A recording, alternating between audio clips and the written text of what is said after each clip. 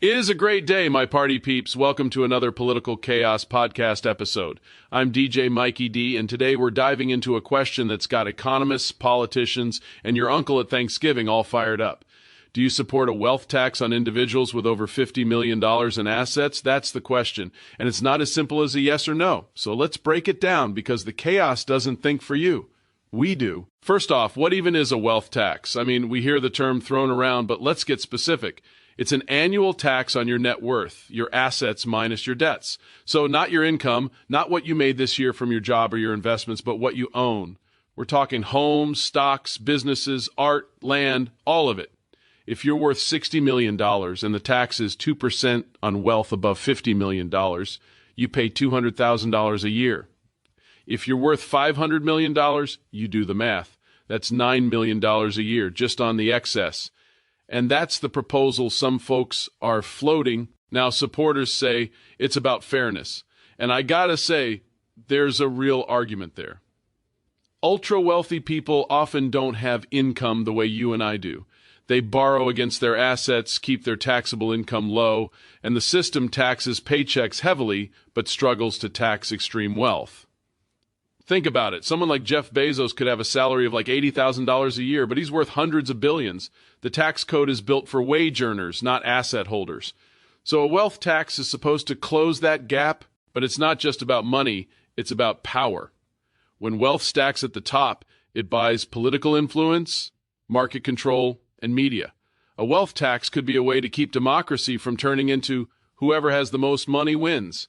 And there's an emotional core here. If you have $50 million plus, you're not choosing between groceries and rent.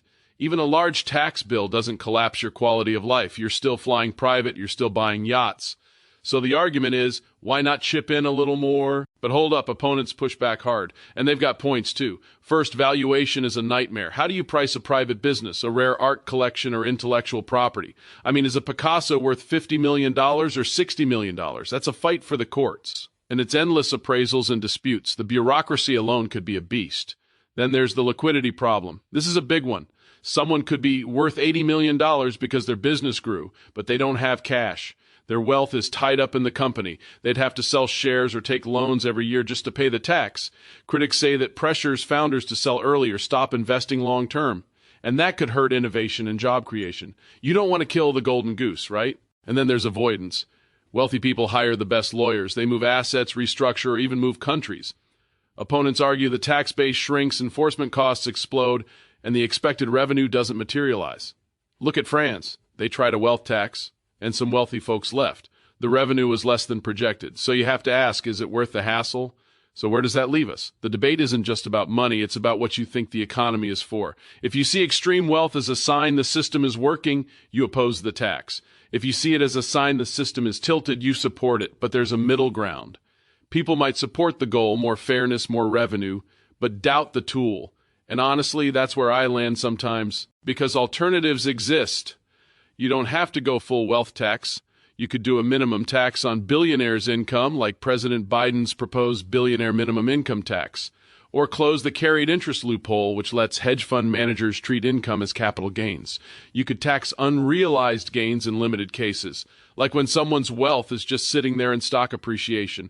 Stronger estate taxes could work too, taxing wealth when it's passed down. And better IRS enforcement? That's a no-brainer. The IRS estimates it loses hundreds of billions a year to tax evasion.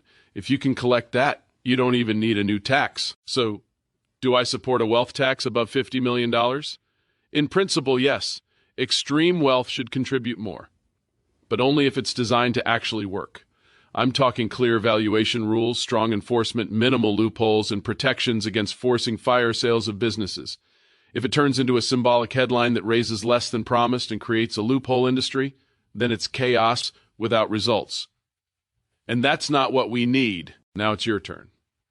Do you support a wealth tax on individuals with over $50 million in assets, yes or no? And if yes, what rate? If no, what's your alternative? Hit us up on social media or drop a comment at greatdayradio.com. Search for this topic and leave a comment. Keep it respectful, keep it real, and don't let the chaos do the thinking for you. I'm DJ Mikey D, and this has been the Chaos Check on Great Day Radio Political Chaos Podcast. We'll catch you next time if you are listening to this. podcasts at our live365.com radio station and you wanted to download it to your device, visit greatdayradio.com, search this topic, and download from the podcast player on that page. Thank you for your support.